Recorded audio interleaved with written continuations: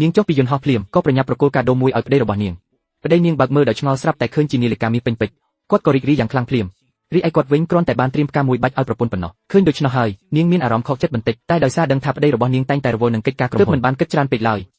បន្ទាប់មកនាងបានស្នើឲ្យទៅញ៉ាំអាហារពេលល្ងាចជាមួយតែមិននឹកស្មានថាទូរស័ព្ទរបស់គាត់ស្រាប់តែរោទឡើងក្រោយនិយាយទូរស័ព្ទចប់គាត់ក៏ប្រាប់នាងថាខ្លួនត្រូវទៅប្រជុំនៅក្រុមហ៊ុនហើយឲ្យនាងត្រឡប់ទៅផ្ទះវិញមុននាងក៏មិនបានគិតច្រើនហើយក៏យល់ព្រមយ៉ាងណាមិញគាត់មិនបានទៅក្រុមហ៊ុនឡើយតែផ្ទុយទៅវិញគាត់បានទៅផ្ទះស្រីកំណានរបស់គាត់ផ្ទាល់យកនាឡិកាដែលប្រពន្ធគាត់ទើបតែជូនគាត់យកទៅប្រគល់បន្តឲ្យស្រីកំណានរបស់គាត់ឃើញនាឡិកាពេញពេជ្រនោះភ្លាមក៏ស្មានថាវាប្រកាសជាមានតម្លៃថ្លៃខ្លាំងណាស់នេះហើយក៏ទទួលយកវាដោយក្តីរីករាយតែពេលគាត់ចេញទៅបាត់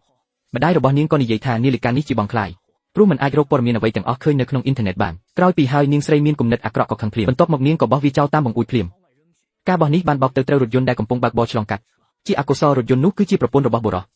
ភរិយារបស់បុរសនិងលេខាបានចុះពីឡានភ្លាមដើម្បីពិនិត្យមើលតែពួកនាងបានឃើញថាកញ្ចក់ខាងមុខបានបែកខ្ទេចអស់ទៅហើយបន្ទាប់មកក៏មានការជាឆ្ងល់ដែលគ្មានសិលធម៌បានបោកបំបែកវារីឯនាងស្រីមានគំនិតអាក្រក់វិញក្រោយពេលបោះនាឡិកាចោលនាងក៏បានទូរស័ព្ទទៅសួរនាំបុរសនោះភ្លាមថាតើគាត់បានទិញនាឡិកាคล้ายៗឲ្យនាងតែបុរសនោះក៏បានឆ្លើយថានាឡិកានេះគឺជាម៉ូដពិសេសដែលមកធ្វើមានកំណត់មានតែមួយគ្រឿងគត់ក្នុងពិភពលោកជាការពិតណាស់មិនអាចរកព័ត៌មានតាមអ៊ីនធឺណិតបានទេពេលដូច្នេះហើយនាងស្រីមានគំនិតអាក្រក់ទើបដឹងថាខ្លួនយល់ច្រឡំលើបុរសនាងក៏ប្រញាប់រត់ចុះទៅក្រោមជាមួយម្ដាយនាងភ្លាមដើម្បីរកនាឡិកានោះសំណាងល្អទីបំផុតពួកនាងក៏បានរកឃើញវាតែនាឡិកានោះបានបែកបាក់ខូចខាតអស់ទៅហើយម្ដាយនិងកូនស្រីដែលគ្មានហេតុផលទាំងពីរនាក់នាងក៏ចាប់ផ្ដើមបន្ទោសរថយន្តដែលត្រូវបោកបំបែកគិតក្នុងចិត្តថាបើគុំតែរថយន្តនោះមិនបើកឆ្លងនាឡិកានោះក៏ច្បាស់ជាមិនបែកបាក់បែបនេះទេភ្លាមនោះពួកគេក៏រត់ទៅរកម្ចាស់ឡានទាំងកំហឹងដើម្បីទារសំណងគុំពេលដើរទៅជិតទើបដឹងថាជាប្អូនជីដូនមួយរបស់ខ្លួនចំណែកឯស្ត្រីនោះក៏ទើបតែដឹងថានាងគប់ឡាននោះគឺបងជីដូនមួយរបស់នាងតាំងពីក្មេងមកសិនជីនយូតែងតែបំពេញនាងជានិច្ចធ្វើឲ្យនាងត្រូវបានគេបណ្ដេញចេញពីផ្ទះនិងរស់នៅជាមួយម្ដាយពឹងផ្អែកគ្នាទៅវិញទៅមកនាងមានទ្រព្យសម្បត្តិជាង100លានហើយមិនចាំបាច់ខ្លាចពួកគេទៀតទេភ្លាមនោះក៏ទាមទារឲ្យពួកគេយកលុយមកសងថ្លៃឡានភ្លាមតែម្ដាយនិងកូនស្រីមិនបានចាប់អារម្មណ៍តតែសោះរួចក្មេងស្រីល្បិចក៏និយាយថាឡានចាស់របស់ឯងគ្មានតម្លៃស្មើនឹងនាឡិកាស្រីនោះខ្ញុំឲ្យយ៉ាងខ្លាំងពេលឃើញនាឡិកាដៃនោះគិតក្នុងចិត្តថានេះមិនមែនជានាឡិកាដែលខ្លួនទើបតែទិញឲ្យប្តីទេ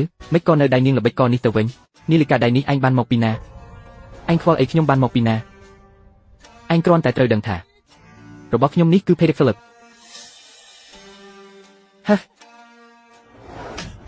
កុំថាឡើយវីរថយន្តឯងឲ្យធ្លាយទោះបីខ្ញុំវីរថយន្តឯងខ្ទេចក៏ដោយក៏មិនស្មើគ្រឿងនាឡិកាមួយរបស់ខ្ញុំដែរនាឡិកាដែលខ្ញុំធ្លាប់ឲ្យទៅយន្តហឹងមិនក៏នៅក្រុងហ្វុងយូមិនមែនពួកគាត់ទាំងពីរទេដឹងប្រកាសជាខ្ញុំគិតច្រើនពេកហើយឥឡូវបច្ចេកទេសខ្លាំងបន្លំខ្លាំងណាស់របស់គេប្រហែលជាខ្លាំងខ្លាយហើយបើនាឡិកានេះជារបស់ពិតណាស់មានតម្លៃ5លានតែបើជារបស់ខ្លាំងខ្លាយខ្លាចក្រែងថាគ្មានតម្លៃសោះអូយនាងមុខក្រាស់ហ៊ាននិយាយថានាឡិកាកូនស្រីខ្ញុំជាខ្លាំងខ្លាយឯងដឹងអត់មិត្តប្រុសរបស់នាងគឺជាសៀវយូដែលល្បីល្បាញសៀវយូអត់បានជួបគ្នាពី3ឆ្នាំហើយឯងកាន់តែស្អាតមើលសម្លៀកបំពាក់ម៉ាត់ល្បីពេញខ្លួននេះទៀតសិនយីមិនក៏ឯងមកដែរគេមិនត្រឹមតែមកទេគេថែមទាំងបំផ្លាញនាឡិកា5លានរបស់ខ្ញុំទៀតទោះជួសជុលហើយក៏ដោយយ៉ាងហោចណាស់ក៏ខាត់រាប់លានដែរខ្ញុំកំពុងតែស្អប់ការខាត់បងហ្វាងយូច្បាស់ណាស់ថាអ្នកទើបតែបោះរបស់បោកឡានខ្ញុំខូចសោះឥឡូវបែរជាមកបកស្រាយខុសការពិតនៅទីនេះទៅវិញសងថ្លៃដៃរបស់ខ្ញុំមកមិនអាចទេផ្ទុយទៅវិញខ្ញុំនឹងទាមទារសំណងរឿងអ្នកបោកឡានខ្ញុំខូចវិញហឺជួយស៊ីអ្នកដឹងទេថាប្តីខ្ញុំជានរណាអហោកុំថាឡើយរឿងបោកឡានរបស់អ្នកទោះខ្ញុំបោកអ្នកឲ្យបែកក៏ដោយប្តីខ្ញុំក៏អាចដោះស្រាយរឿងឲ្យខ្ញុំបានដែរឡានអីចឹងខ្ញុំចង់ឃើញណាស់ថាប្តីអ្នកជានរណាពិតប្រាកដនោះហ៊ានមើលងាយច្បាប់ដល់ថ្នាក់នេះនិយាយទៅនឹងភ្ញាក់ផ្អើលស្លាប់ហើយប្តីខ្ញុំគឺជាប្រធានក្រុមហ៊ុនដឹងសឿងអ្នកដែលឆ្លាញ់សក់វែងសក់ទន់ឡងលាស់មានទម្ងន់បងប្អូនទាំងគ្នាអាចជ្រើសរើសជាមួយនឹងឈុតស្ប៊ូកសក់ឡាណោយកទៅប្រើប្រាស់បានដោយសក់បងប្អូនទាំងគ្នាមើលទៅនេះគឺជាអ្នកដែលប្រើប្រាស់ជាមួយនឹងឈុតស្ប៊ូកសក់ឡាណោសក់ឡងលាស់មានទម្ងន់សុខភាពស្បែកក្បាលនិងសរសៃសក់គឺរួមបញ្ចូលគ្នាគឺថាព្យាបាលសរសៃសក់ផងព្យាបាលស្បែកក្បាលផងអញ្ចឹងសម្រាប់ឈុតស្ប៊ូកសក់ឡាណោបងប្អូនទាំងគ្នាអត់មានអីពិបាកប្រើទេមានតែកក់មួយបន្ទន់មួយបងប្អូនទាំងគ្នាអាចព្យាបាលសរសៃសក់និងស្បែកក្បាលបងប្អូនទាំងគ្នាបកកាយខ្លាំងមែនតែនសក់បែកចុងសក់ជ្រុះសក់សំពងស្បែកក្បាលមានអង្គែសក់ដាច់សក់ផុយដោយសារគៀបកក់កឹបច្រើនរបៀបថាយើងលេងពណ៌លេងអីច្រើនណាដាច់អីអញ្ចឹងបងប្អូនទាំងគ្នាអាចជ្រើសរើសជាមួយនឹងឈុតស្ប៊ូកសក់ឡាណោបានអ្នកថានឹងប្តីអ្នក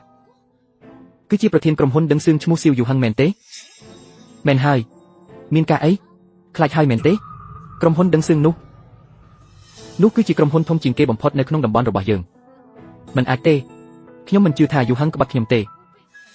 នេះប្រកាសជាមានការយល់ច្រឡំហើយត្រូវតែបំភ្លឺរឿងនេះឲ្យបានច្បាស់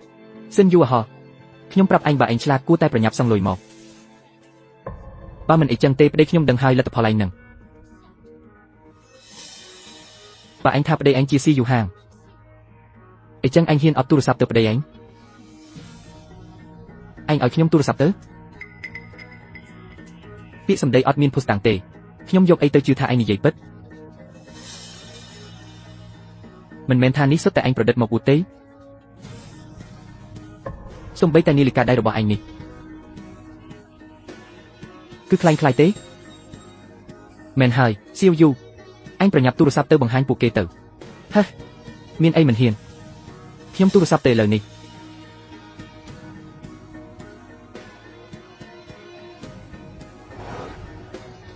អាហោះខ្ញុំមិនទាន់បានទៅប្រជុំផងនេះពិតជាសម្លេងរបស់ស៊ីយូហឹងមែនលោកស្រីសិនអ្នកមិនអីទេបងខ្ញុំត្រូវគេធ្វើបាបហើយអ្នកណាគេហ៊ានធ្វើបាបប្រពន្ធខ្ញុំម្លេះ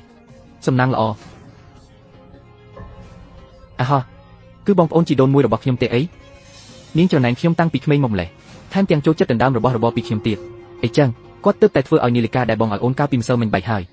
មិនត្រឹមតែមិនសងលុយទេថែមទាំងចោទអូនថាបំបែកឡានគេឲ្យអូនទទួលខុសត្រូវទៀតបងសម្លាញ់បងឆាប់មកជួយអូនផងអូននិយាយអីនិយាយអត់ចេញហើយចាស់បងសម្លាញ់បើបងមិនមកទេអូននឹងត្រូវគេធ្វើបាបដល់ស្លាប់ហើយ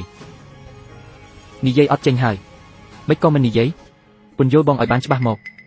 អូនចាំបងទៅឥឡូវហើយលឺល្មមហើយមែនទេប្តីខ្ញុំនឹងមកដល់ឥឡូវហើយអញស្លាប់ហើយតែបើគិតថាយើងធ្លាប់ជាបងប្អូននឹងគ្នាបើឯងព្រមលុតជង្គង់សុំទោសខ្ញុំដោយស្មោះត្រង់ព្រមទាំងប្រកូលនាឡិកានោះមកខ្ញុំអាចទុកឯងបានល្អណាស់មិនគួរណាអូនជឿបងរហូតមកទេការពិតបងលួចមានស្រីខាងក្រៅរហូតចាំមើលបងចុះមកដល់ហើយពន្យល់ខ្ញុំមកមែនហើយសិនជីអញធ្វើឲ្យនាឡិការបស់សៀវយីបែកហើយមិនឆាប់សងលុយគេទៀតថ្ងៃបុណ្យធំហើយកុំឲ្យគ្រួសារយើងឆ្លោះគ្នាអីកុំឲ្យដល់ពេលនោះហ៊ានធ្វើបាបសៀវយីមិនខ្លាចប្តីខ្ញុំទេអីខ្ញុំនិយាយមែនខ្ញុំអត់បានស៊ីលុយគេទេហឺត្រូវហើយយើងជាគ្រួសារដែលពួកឯងនិយាយនោះគឺនៅទីនេះកំពុងបង្វែរការពិតអញសួរពីវិធីធ្វើឲ្យគេរងទុក្ខនិងជន់ឈ្លីគេមែនទេទោះថ្ងៃនេះប្តីឯងមកក៏ដោយមនុស្សដែលអញចង់រកគឺមានតែឯងម្នាក់គត់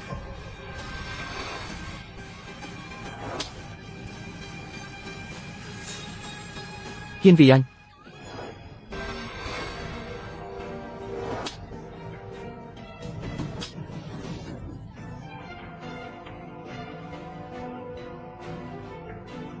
អាហោះសិនយីអញសុំប៉ះជាមួយឯងពួកឯងនៅឈរស្ងៀមធ្វើអីទៀតឆាប់មកជួយលឿនថ្ងៃនេះអ្នកណាដែលអាចធ្វើឲ្យវាលុតជង្គង់នៅចំពោះមុខខ្ញុំនឹងឲ្យប្តីខ្ញុំជួយពួកឯងរៀបចំការងារឲ្យកូនរបស់ពួកឯងតម្លើងតំណែងឡើងប្រាក់ខែអាហោះ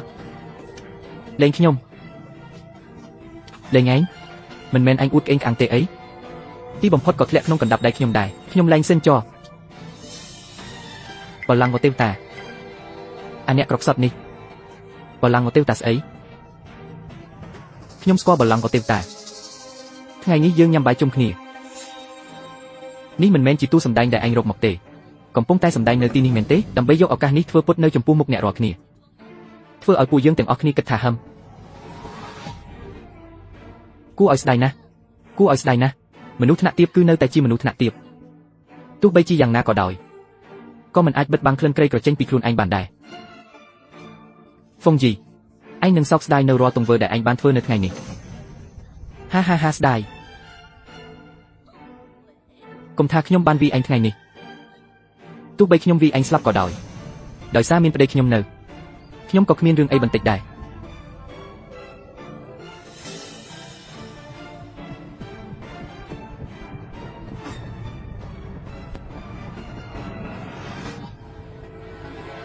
សូមចុច follow page like និង share វីដេអូម្នាក់មួយដើម្បីបានមើលភាពបន្តទៀត